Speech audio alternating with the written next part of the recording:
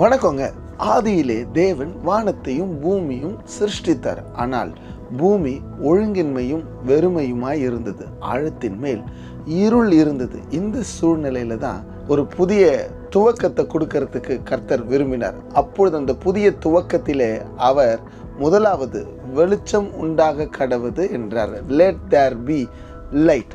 அன்னைக்கு வெளிச்சம் முதல்ல வந்துச்சு. அதுக்கப்புறம் எல்லாமே தொடர்ச்சியா ஒன்றின் பின் ஒன்றாக அழகாக மாறுச்சு. இன்னைக்கு உங்க வாழ்க்கையில இருள் மாறணும், வெறுமைகள் மாறணும், ஒழுங்கின்மைகள் மாறணும், ஆழங்கள்லாம் வெளியே வரணும், நிறைவா வரணும் அப்படின்னு நீங்க நினைச்சீங்கன்னா let the light come into your life. வேதத்தில் ஒரு வசனம் மிகவும் அழகாக சொல்லுகிறது, என் சூரியன் அஸ்தமிப்பதில்லை, என் சந்திரன் மறைவதும் இல்லை, அவரே என் நித்திய வெளிச்சமானார். ஆண்டவர் உங்க வாழ்க்கையில வெளிச்சமா வந்தார்னா நித்திய வெளிச்சமா இருப்பார். உங்க வாழ்க்கையில முதலாவது வெளிச்சம் வந்ததுக்கு அப்புறம் எல்லாமே கண்டினியூஸா மாறுதலுக்குள்ள, ஒரு புதிய துவக்கத்துக்குள்ள உங்களை கொண்டு செல்லும். Have a nice day. God bless you.